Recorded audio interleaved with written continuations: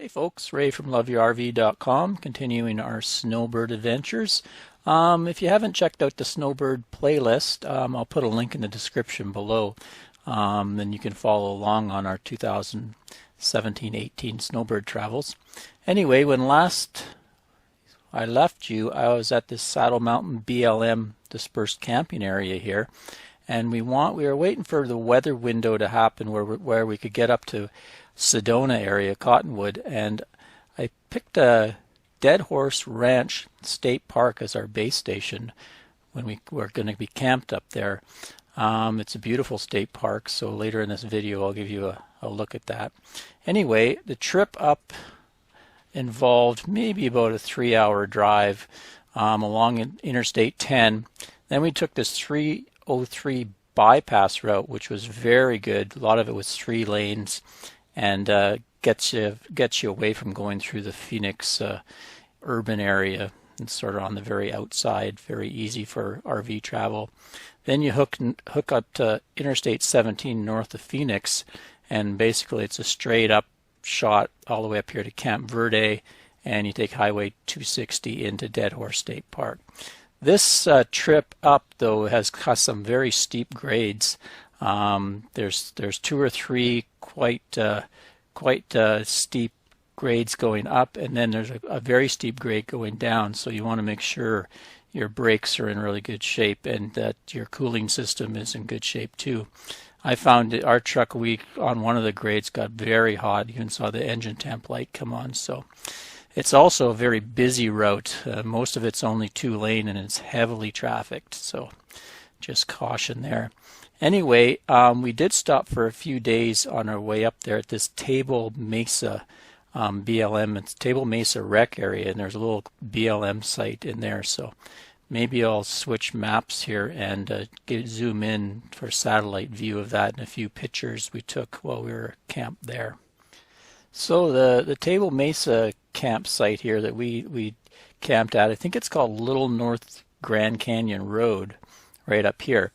But you come off the interstate on an exit over here, and you take it's a gravel road, but it's quite well graded. A few dips here and there, but no problem with the trailer going through. Did encounter some washboard areas, but it's only maybe 1.5 miles to get in here. And once you get up here, you can see there's several spots to camp at. It's not a huge BLM spot. We camped right in this little loop here, right here, and further down there was some other campers down here. I think the best spots were right over here. You sort of camped and you had a look at down into the canyon here. But it's a very pretty area.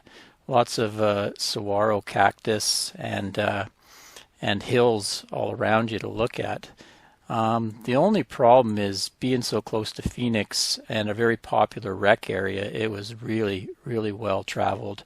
In the time we were there, we were camped right in here, and some bike tourists came in with their van.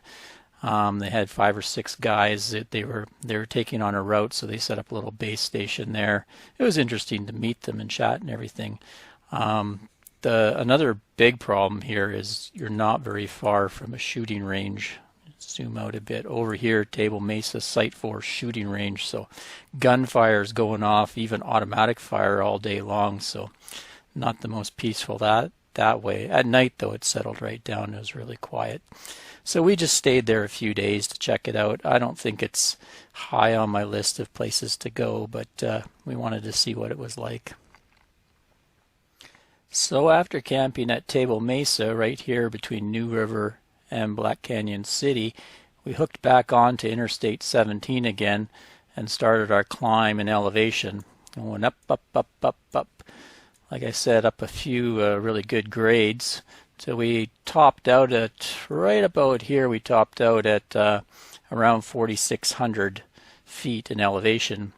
And then there was a good drop into the valley here where the Verde River runs. So we come down 17, you drop down a good 1,000 feet in just around 6 or 7 miles down into Camp Verde here. And that's where you turn on to Highway 260 and start heading in towards Cottonwood, and that's where you'll find the Dead Horse Ranch State Park. So you come in here and you turn on to 89A and you go right into Dead Horse Ranch. It's a pretty easy access for an RV. Come in, zoom in here, give you a look at the RV park from above. So a quick overview of the Dead Horse Ranch State Park. Come in the entrance here. They got 2 dump stations here because the sites all have water and electric, but they don't have sewers, so you have to dump on your way out. Over here is a little overflow area or group camping area. They have one lower loop here with quite a few pull-through places for people. Where we stayed was on the upper loops here, so it's a little higher in elevation. And I think our site was right in around here. There's a few loops, and then up here is a tenting loop. And we'll just come back down here. I just want to show you an aerial view of the ponds. I'll give you a ground view later on in the video, but they have these beautiful ponds down here stocked with fish, so you can go and catch fish, and all these trails all around the pond for dog walking and stuff. So anyway, let's get to the video. Good morning, Beagle. Good morning. Today's your big day, Beagle. You're 15 years old. 15 years old, that's pretty big, pretty good for a Beagle. Fun times today. Let's go explore Sedona. I'm kind of tired, you know, I'm an old Beagle. Well, the old Beagle's out for an early morning hike around the campground. Looks like she's got a gorgeous day today. So we're up in Cottonwood, Arizona, and we're going to go on a day trip today up into Sedona. Look around Sedona, maybe scout out some boondocking locations. We've settled in here at a state park called Dead Horse Ranch State Park for a few days. You can see down there some RVs down in the lower loop. It's a really gorgeous park. Lots of great scenery. $30 a night, water and electric. Just spin around here and show you the loop we're in. Lots of, look, it's trees. Haven't seen trees for a while. Really well taken care of park.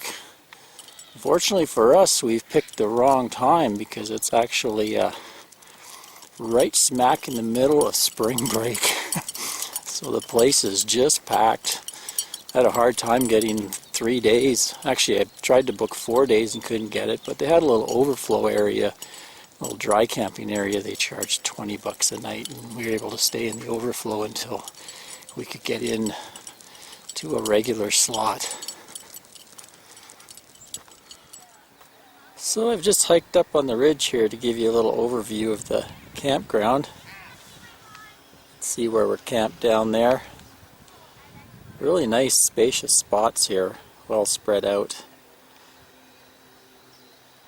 Mostly back ends up here. There is some loops that have pull-throughs.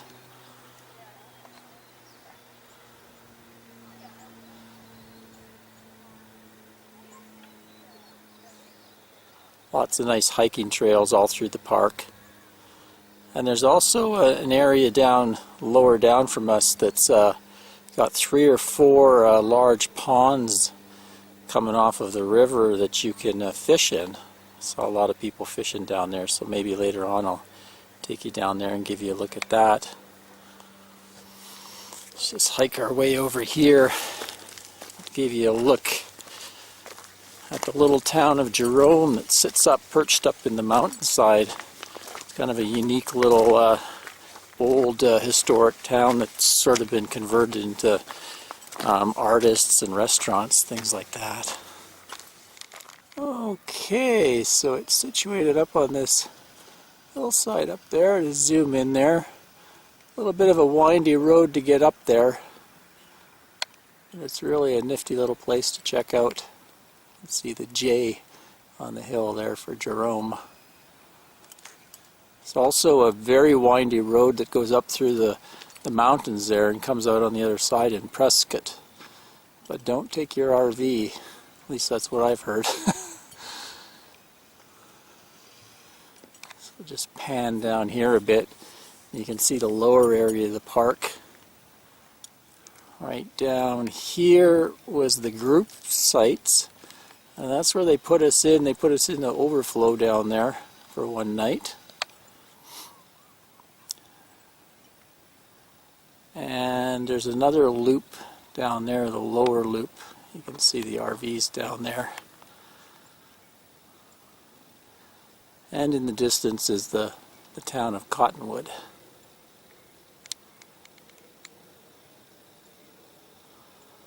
What a nice morning today. We're looking at mid-March here. Today we're supposed to get up into the 70s. We're up high in elevation, near 4,000 feet, so you get that kind of mountain weather when it gets clear and the sun comes out with little wind. Feels very, very warm, but then the next day it can kind of cloud up. You get a cold front and the temps can drop right down, you know, into the 50s, even to the 40s. Even could have snow, so it's that type of spring weather in the mountains, very unpredictable.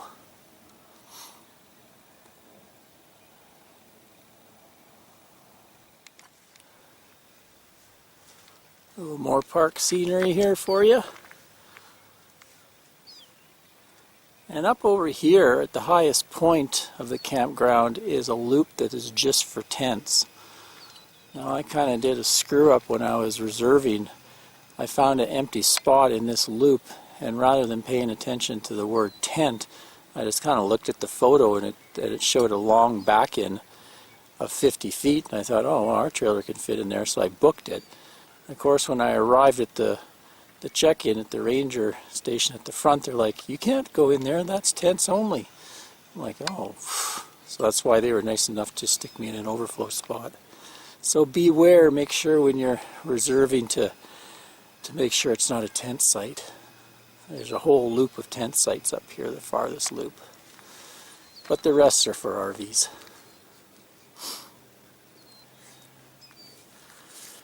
Okay, Angie.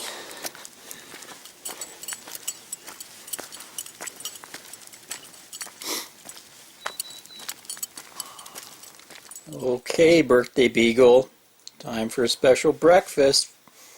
You ready? Lucky Bacon dog. and eggs and blueberry pancakes. Not gonna last long. She doesn't know what to do with that egg.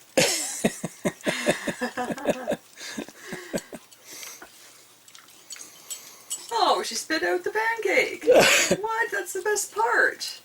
Cheers, Beagle. Happy birthday, Angie. So I've just come down to the series of little ponds that they have down here. This is kind of one of the highlights of this Dead Horse Ranch State Park. See people with fishing rods here. There's nice paths that walk all around the ponds. Take the dog for a walk. It's really, really pretty. You come here at sunrise or sunset, especially with all the reflections on the water. Right now it's mid-March and the trees haven't started to get their leaves yet. I imagine when this is all green and lush in the summer, it must look spectacular. It's kind of cool right now. Nice and calm and peaceful down here. Kind of a little oasis in the otherwise desert landscape.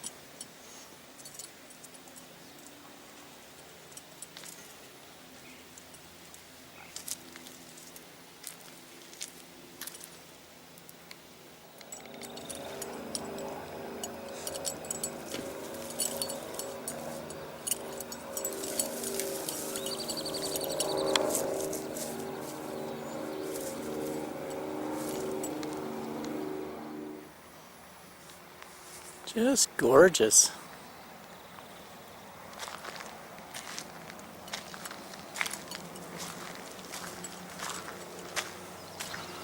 Lots of little areas down here to come have a little picnic, barbecue.